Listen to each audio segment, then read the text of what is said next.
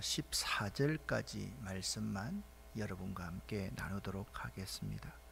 오늘의 내용은 다윗의 밧세바 사건 이후 나단 선지자의 지적에 대해서 여러분과 함께 말씀을 나누도록 하겠습니다. 사무엘 하는 다윗의 파란만장한 일대기를 기록하고 있습니다. 10장까지 잘 하다가 11장에 다윗과 밧세바 사건부터 19장의 압살롬의 반역까지 그 모든 사건의 중심에 다윗이 밧세바와 간음한 이야기, 그리고 다윗이 밧세바의 남편 우리아를 원수의 나라인 암몬 자손의 손에 죽게 한 이야기, 이것으로부터 모든 이야기가 이제 결론적으로 시작되어지고 있는 것입니다. 참 안타깝다라는 생각이 듭니다. 여러분, 다윗은요 실제로 굉장히 위대한 왕이었고요, 또 하나님의 사람이었습니다. 심지어 하나님께서 내 마음에 합한 사람이라고 할 정도까지 칭찬하시면서 하나님이 기뻐하신 사람이 다윗입니다. 다윗은요 매사 무언가를 하기 전에 하나님께 여쭈어 보고 행동했던 사람이었습니다. 다윗이 하나님께 올라가리까 쫓아가리까 어떻게 하면 좋겠습니까? 그러니까 실수할 때도 있었지만 기본적으로 다윗은 항상 하나님을 바라보던 사람입니다. 하나님께서 이 다윗을 매우 사랑하셨습니다. 그런데 이 하나님의 사람 다윗이 지난주 11장부터 엄청난 죄악을 범하여서 하나님의 마음에 맞는 사람이 아니라 하나님 보시기에 악을 행한 사람이 되는 것을 봅니다. 그 유명한 다윗과 밧세바 사건 그 이후입니다. 여러분, 11장에서 다윗이 먼저 밧세바를 범하지요. 목욕을 하고 있는, 그러니까 온 군사들이 다 전쟁터에 나갈 때 홀로 왕궁에 남았던 것이 문제였습니다. 그리고 밧세바를 범하고 나서 자신의 죄악을 감추려고 괴책을 꾸밉니다. 그리고 계속해서 참 악한 일을 다윗답지 않게 계속 실행하고 있는 모습을 볼 수가 있습니다. 이처럼 죄는요 자꾸 그 죄를 덮으려고 하면 더 큰 죄를 범하게 된다라는 거죠. 11장의 마지막 부분에는 계속 반복하여서 자기 죄악을 감추기 위해서 노력하는 다윗과 그 다윗을 다 지켜보고 계시는 하나님의 이야기가 끝납니다. 이제 완벽하게 다 완전 범죄로 끝난 것 같이 보입니다. 이것을 제가 그림으로 한 번만 더 설명을 드리겠습니다.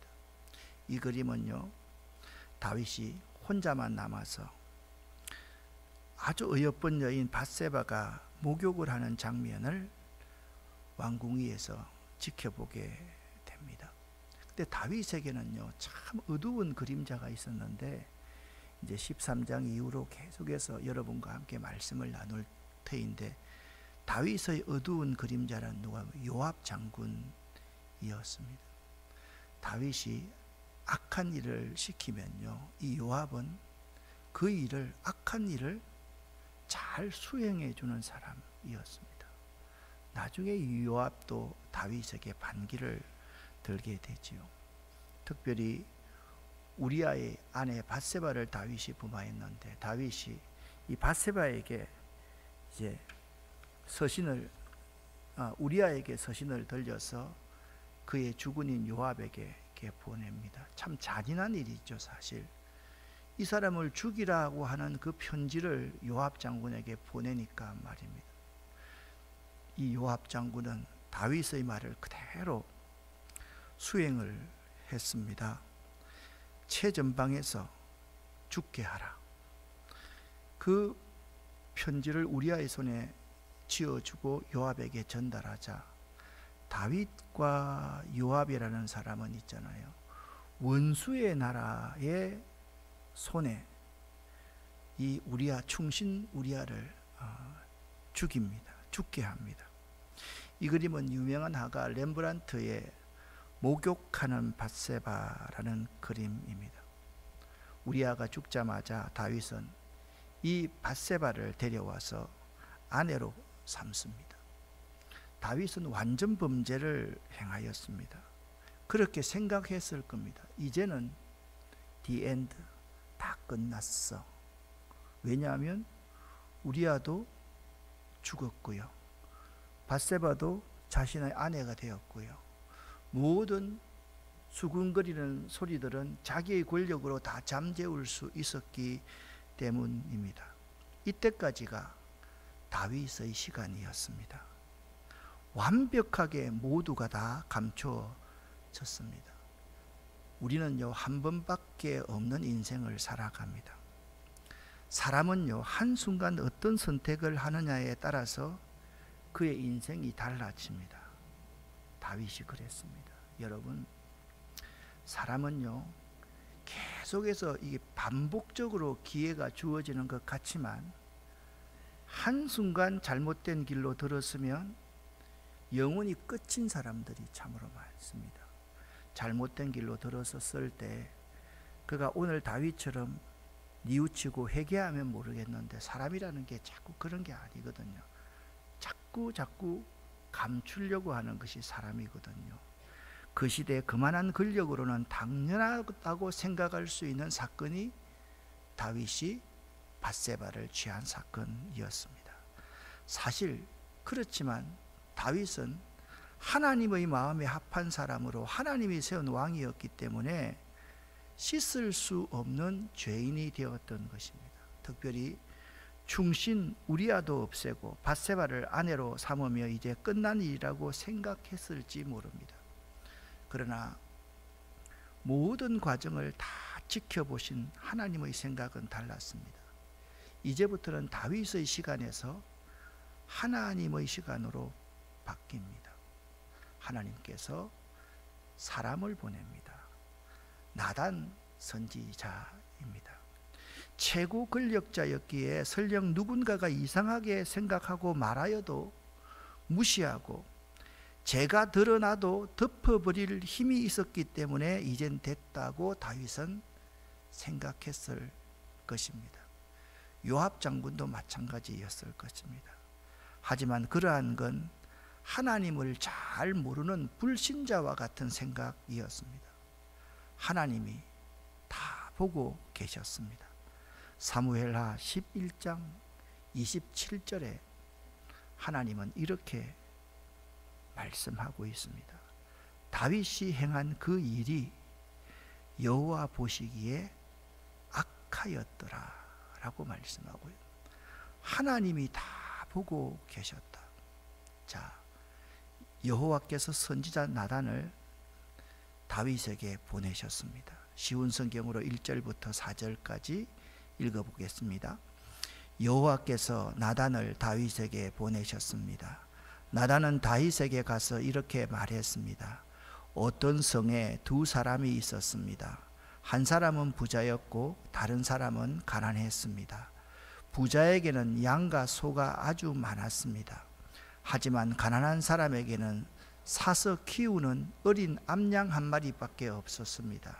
가난한 사람은 그 양을 먹여 길렀습니다. 양은 가난한 사람의 아이들과 함께 자랐습니다. 양은 가난한 사람이 먹을 음식과 마실 물을 나누어 먹으며 자랐습니다. 양은 가난한 사람의 팔에서 잠을 잤습니다. 양은 가난한 사람에게 마치 딸과도 같았습니다. 그런데 어떤 나그네가 부자를 찾아왔습니다. 부자는 나그네에게 음식을 대접하고 싶었습니다. 그러나 부자는 나그네에게 음식을 주기 위해 자기 양이나 소를 잡고 싶지는 않았습니다. 그 대신 부자는 가난한 사람의 양을 빼앗았습니다. 부자는 그 양을 잡아서 나그네를 위하여 음식을 만들었습니다. 아멘. 이 이야기를요, 나단 선지자가 다윗에게 와서 조곤조곤 이야기를 하는 거예요. 지금 다윗은요, 다 잊어버렸다고 생각했습니다. 완전한 범죄라고 생각했습니다. 그래서 선지자 나단의 이야기를 들었던 다윗의 반응은 이렇습니다. 5절 6절을 읽어보겠습니다. 다윗은 그 부자에 대해서 크게 화를 냈습니다. 살아계신 여호와께 맹세하지만 이 일을 한 사람은 죽어야 한다. 그 사람은 그런 일을 한 대가로 양을 4배로 갚아 주어야 한다. 그는 무자비한 사람이다. 아멘. 나단 이야기를 듣던 다윗이 분노합니다. 이렇게 말을 했죠. 그는 자신의 말에 책임을 져야만 했습니다. 자신이 죽일 놈이라는 말을 했습니다. 자신이 죽을 짓을 했으니 이 말에 책임을 져야만 했습니다. 왜 나단이 직접 다윗에게 책망하지 않고요, 이 비유로 이야기를 다윗에게 했을까요? 그것은요, 다윗 왕이 무서워서라기보다는 다윗 스스로가 자신의 죄를 확실히 알고 고백해 하기 위함이었습니다. 절대 권력자라 아무리 옳은 말을 해도 묵살해 버릴 수 있었기에 빼도 박도 못하게 자기 스스로가 그 죄를 지금 5절 6절에 보면 자인하고 있는 것입니다. 권력자들이요, 입술로는 정의, 공정을 이야기하면서 자신들은 예외이기 때문입니다. 이것이 인간이 왕이 되어 다스리는 인간사회의 모습입니다. 그래서 진실을 말하기 위해 지혜와 인내가 필요한데 나단 선지자는 그걸 매우 잘했습니다. 저는 이렇게 생각합니다. 하나님이 이 말을 하여라 그렇게 말했을 때 나단은 하나님께 지혜를 구했을 겁니다. 그래서 다윗 스스로가 고백하게끔 그 비유 이야기를 하게 되었던 것입니다. 자, 다윗이 분노했습니다. 그때 선지자 나단이, 여러분 나단의 손가락이 보이십니까? 나단의 눈이 보이십니까? 나단이, 그리고 여러분 보십시오. 이처럼 당황한 다윗의 얼굴을 여러분 본 적이 있습니까? 이 그림은요, 정말 나단과 다윗과의 관계를 잘 묘사하고 있습니다. 7절에 나단이 다윗에게 이렇게 말했습니다.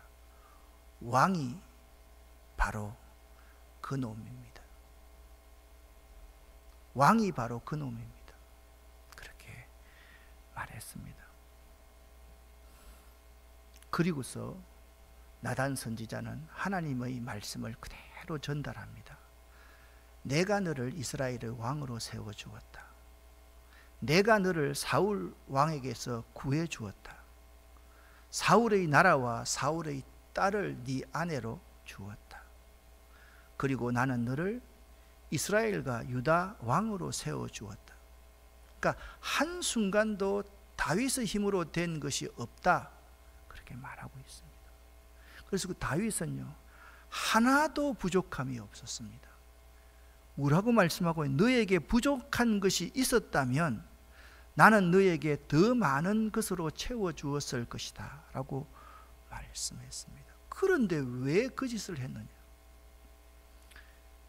그렇게 말씀하고 있는 것입니다. 나단은 당신이 그 사람이라고 전국을 찌릅니다. 그런데 다윗은 내로남불하지 않습니다. 무슨 핑계도 될 수도 없었습니다. 돌이켜보면 자신을 이렇게 세워주신 분은 하나님, 한낱 목동이던 자신에게 하나님께서 모든 것을 다 주셨습니다. 그런데도 왕이 되자 가난한 사람의 것을 빼앗았습니다. 가난한 사람에게는 그의 전 재산인데 말입니다. 다윗에게는 아내가 한 명밖에 없었던 것이 아니었습니다. 수없는 아내가 있었습니다. 여러분, 지난 시간에 이 그림을 여러분 기억하십니까? 메비비트데우스. 하나님이 너를 보고 계신다. 하나님이 너를 보고 계신다. 여러분, 이 메비비트데우스라는 이 단어 꼭 기억할 수 있었으면 참 좋겠습니다. 하나님이 너를 보고 계신다. 나단 선지자는 지적하고 나서, 당신이 그 사람이라고 지적하고 나서 여호와께서 지금 당신에게 하시는 말씀을 들으시오 라고 11절부터 14절에 말씀합니다. 제가 읽어보겠습니다. 여호와께서 또 이렇게 말씀하십니다. 너의 집안 사람들이 너에게 재앙을 일으킬 것이다. 네가 보는 앞에서 내가 너의 아내들을 빼앗아서 너의 아주 가까운 사람들에게 줄 것이다. 그 사람이 대낮에 네 아내들과 잠자리를 함께 할 것이다. 너는 남몰래 밧세바와 함께 잠을 잤다. 그러나 나는 이스라엘 모든 백성이 이 일을 알게 할 것이다. 그러자 다윗이 나단에게 말했습니다. 자, 이 정도 되면 다윗이 그냥 변명을 하든지 칼을 들어서 나단의 목을 베든지 나단을 가두든지 그렇게 해야 될 겁니다. 그 시대로 보면. 그런데 다윗은 나단에게 내가 여호와께 죄를 지었소 라고 말합니다. 내가 여호와께 죄를 지었소. 내가 하나님이 보시고 계시다는 사실을 잠깐 잊고 있었어, 이 말입니다. 나단이 이 말을 듣고 대답합니다. 여호와께서는 왕의 죄를 용서하셨습니다. 왕은 죽지 않을 것입니다. 그러나 왕이 한 일 때문에 여호와의 원수들이 여호와를 경멸하고 모욕할 기회를 주었으니, 여러분, 우리가 행동을 잘못하면요 하나님의 이름이 모욕을 당하거든요. 하나님이 욕을 먹거든요. 그걸 우리는 모를 때가 참 많습니다. 당신과 밧세바에게 태어날 첫 아이는 죽게 될 것입니다 라고 말을 했습니다. 우리는 바로 이 장면에서 가장 용기 있는 두 사람을 만나게 됩니다. 첫 번째 사람은 왕 앞에서도 결코 두려워하지 않고 당신이 바로 그놈이다 라고 지적하는 나단 선지자의 용기입니다. 두 번째 사람입니다. 오늘날 관점으로 이 본문을 봐서는 안 됩니다. 그 시대의 관점으로 이 본문을 이해해야만 합니다. 선지자 나단의 책망을 듣고 왕의 위엄과 채통을 다 내려놓고 자신의 죄를 솔직하게 시인하며 내가 여호와께 범죄하였노라 라고 고백하는 다윗 왕의 용기입니다. 사실 이 두 사람의 용기는 우리가 흉내내기는 결코 쉽지 않습니다. 여러분, 못 걸어놓고 나단처럼 그렇게 말할 수 있겠습니까? 말할 수 있겠습니까? 쉽지 않습니다. 다윗처럼 자기 모든 걸 다 잃어버려야 되는데 그렇게 고백할 수 있겠습니까? 나단 선지자의 책망은 한 발 더 나아갑니다. 어찌하여 네가 여호와의 말씀을 업신여기고 나보기에 악을 행하였느냐? 네가 칼로 헷사람 우리아를 치되, 그러니까 네가 죽였다는 거예요. 암몬 자손의 칼로 죽이고 그의 아내를 빼앗아 네 아내로 삼았도다 라고 말씀하고 있습니다. 즉 우리아 부부에게 행한 짓도 문제지만 더 무서운 것이 있다. 하나님 말씀을 업신여긴 것이다. 그리고 하나님 보고 계신 그 하나님 눈앞에서 하나님이 너를 지켜보고 계셨는데 그 앞에서 악을 행한 것이다. 이것은 단순한 탐욕이나 죄가 아니었던 것입니다. 하나님을 업신여기고 하나님을 무시하고 자기 하고 싶은 대로 했다는 것, 그러니 다윗은 책망받을 만 했습니다. 사랑하는 여러분, 여기서 다윗의 죄가 무엇입니까? 좀 심층적으로 한번 들어가 보기를 원합니다. 사무엘하 12장 7절 말씀을 8절 말씀과 함께 보면, 내가 너를 이스라엘 왕으로 세워주었고 내가 너를 사울에게서 구해주었고 내가 사울의 나라와 사울의 딸을 너에게 아내로 주었고 그리고 남북 왕국의 통일 왕으로 내가 세워주었다. 네게 부족한 것이 있었다면 나는 너에게 더 많은 것으로 부어주었을 것이다. 그러니까 다윗의 첫 번째 죄가 뭔지 하면요, 하나님의 은혜를 잊어버린 죄입니다. 여러분과 제가 죄 이 자체에 내가 죄를 짓지 말아야지, 그렇게 그것만 바라보면 죄를 짓게 되어 있습니다. 하나님의 은혜를 잊어버리면 그때부터 내 마음대로 내 정욕에 따라 행동하려고 한다라는 것입니다.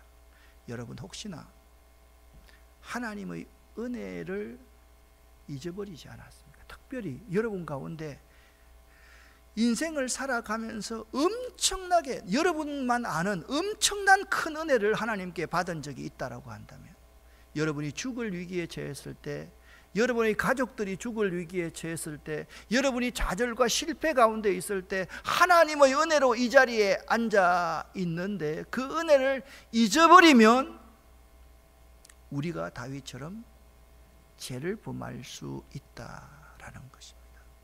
또 9절 말씀을 가만히 한번 보시기를 바랍니다.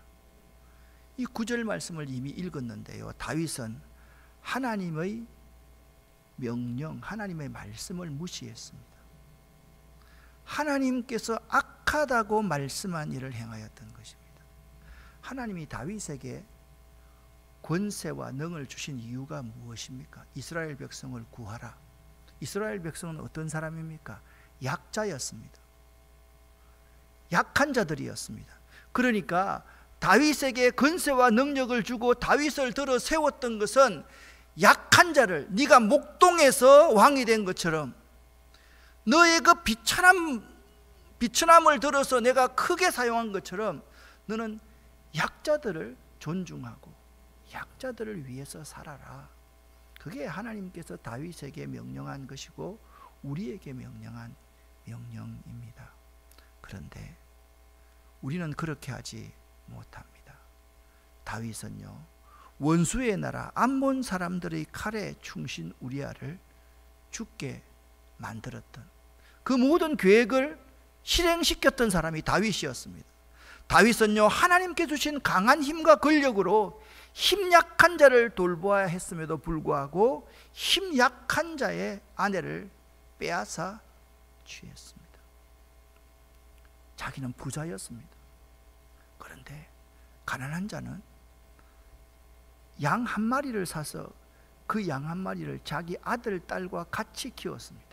자기 먹을 것을 함께 나누면서 그 양을 키웠습니다. 그런데 부자인 다윗이 그 약한 자의 하나밖에 없는 그 양을 빼앗아서 죽여 자기 손님을 대접했다라고 말씀하고 있는 것입니다.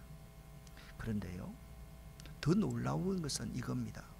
13장부터 이제 그 이야기를 할 터인데 오늘 이 이야기를 해놓지 않으면 13장부터가 이해가 안 되기 때문에 여러분이 오늘 이걸 잘 들어야 됩니다. 다윗이 받을 심판이 무엇인지 아십니까? 10절 말씀을 보면 이렇게 말씀하고 있습니다.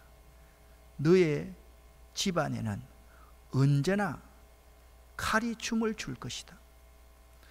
칼로 너희 집안 사람들이 집안 사람을 죽일 것이다 라고 말씀하고 있습니다. 이걸요, 옛날에 개역 개정판에는 이렇게 말씀하고 있습니다. 칼이 네 집에서 영영이 떠나지 아니하리라. 다윗의 당대뿐만 아니라 다윗의 후손인 대부분이 전쟁과 살인사건에 휘말려들 것을 가리키는 말입니다. 적이요, 상대가 아닙니다. 자기 가족끼리입니다.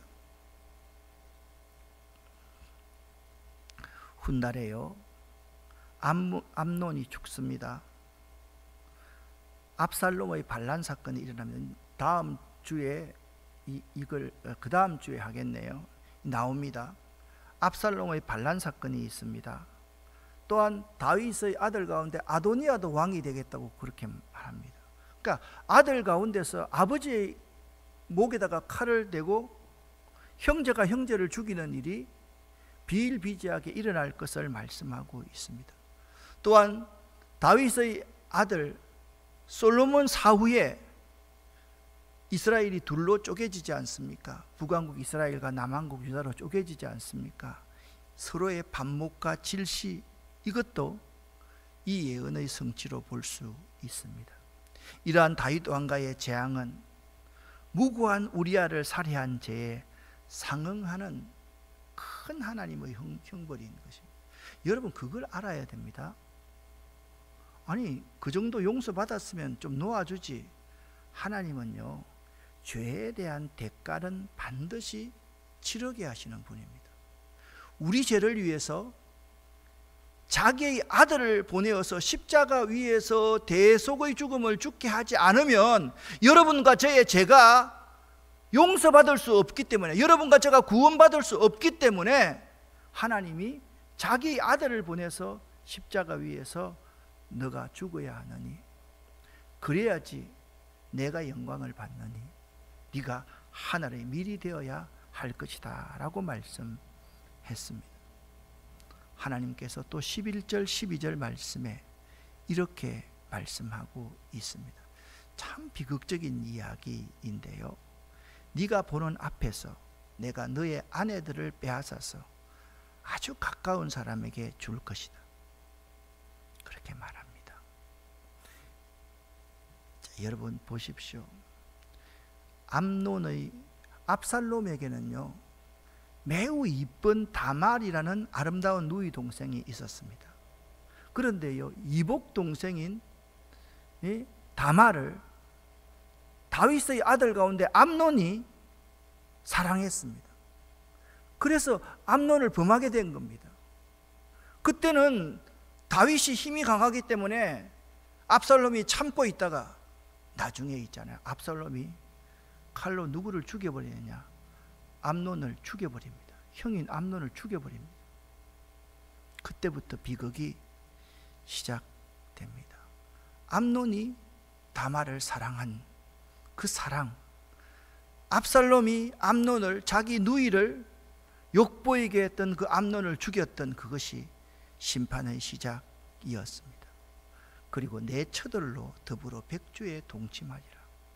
이 압살롬이요, 다윗에게 반역을 한 후에 이스라엘 온 백성이 보는 앞에서 다윗의 후궁들과 더불어 동침한 사건이 16장에 나옵니다. 여러분, 얼마나 부끄러운 일입니까? 이때 다윗 안 죽었습니다. 다윗이 피난에 있었습니다. 이때 이런 일이 일어났습니다. 다윗이 그걸 들었겠습니까? 듣지 않았겠습니까? 들었지요, 당연히.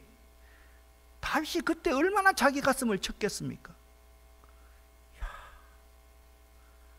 내가 한번 잘못된 길을 서고 나니까 이러한 비극이 나에게 있는구나, 가슴을 쳤을 거라고 생각을 합니다. 이 다윗이 숨긴 완전 범죄 같은 사건은 아이러니컬하게도 온 세상 사람들이 알게 되었습니다.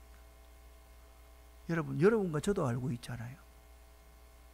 그 시대 이스라엘 백성들만 알았던 것이 아니라, 원수들만 알았던 것이 아니라, 이 하나님 말씀인 성경에 기록되어서 대대손손 다 알게 되었습니다. 예언의 성취입니다. 또한 오늘 본문 14절 본문의 마지막 절에 이렇게 말하고 있습니다. 그러나 당신은 죽지 않을 겁니다.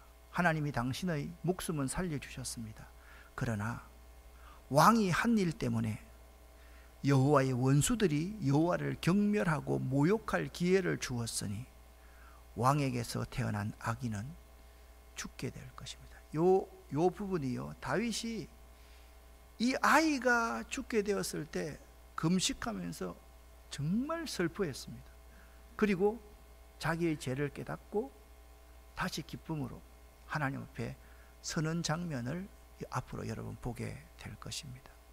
다윗은요, 하나님의 영광을 가리는 죄를 지어서 여호와의 원수들이 하나님을 경멸하고 모욕할 기회를 주게 된 것입니다. 그리고 다윗과 밧세바에서 죄악 가운데 잉태된 그 아이는 죽임을 당했습니다. 그런데 다윗이 무서운 심판을 받은 후에 받은 은혜 두 가지가 아니고 세 가지인 것 같습니다. 세 가지가 있습니다.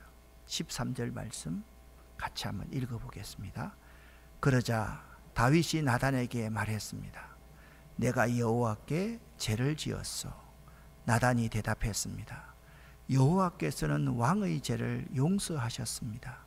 왕은 죽지 않을 것입니다. 아멘. 첫 번째 은혜, 요 축복은 뭐냐면 자신의 죄를 고백하고 회개하였다는 거예요. 이게 쉽지 않습니다. 여러분, 죄를 지으면요, 그 앞에서 내 죄를 회개하고 속죄하는 것이 매우 중요합니다. 그런데 대부분의 사람들은 자꾸 어떻게 하려고 합니까? 덮고 감추려고 합니다. 이것이 엄청난 큰 문제입니다. 그 시대에 절대 왕권을 가졌던 다윗이 나단 앞에 오늘날로 말하면 무릎 딱 꿇고 내가 여호와 앞에서 죄를 지었어. 용서해 주시오. 그렇게 회개했다라는 것. 그러자 하나님께서는 회개하는 다윗을 나단 선지자를 통해서 용서하셨습니다. 자, 여기까지 한번 잘 한번 보십시오. 이 12장에서 다윗의 일생은요, 여러분과 저의 모습과 참 유사하다라는 점을 알아야만 합니다. 하나님은 여러분과 저를 사랑하셔서 태초부터 여러분의 어머니의 복 중에 생기기 전부터 여러분을 선택하셨습니다. 여러분을 구별하셨습니다. 그리고 여러분을 구원하시기를 원하셨습니다.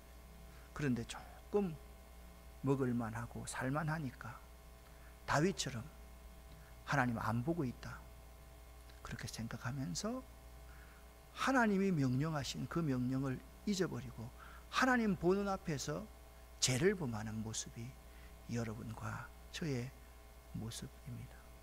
그런 우리들도 저는 가장 큰 은혜가 이거라고 생각합니다.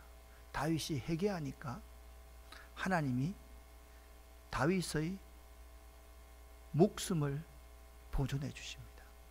그러니까 다윗은요, 돌이켜서 우리 주님의 품에 안겼을 때 우리같이 죽을 수밖에 없는 죄인들을 용서해 주시고 우리에게 하나님의 구원, 영생을 주시듯이 목숨을 구하고 구원을 받았다라는 사실입니다.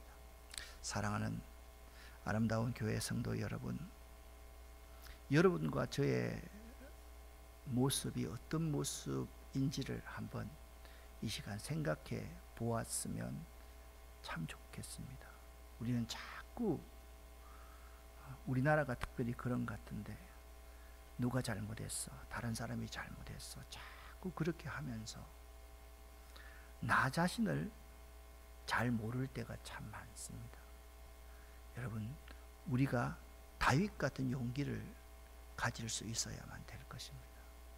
내가 하나님이 보는 앞에서 죄를 지었어. 그 고백을 여러분과 제가 오늘 이 수요일 저녁에 할 수 있기를 예수 이름으로 간절히 축원합니다. 기도하겠습니다.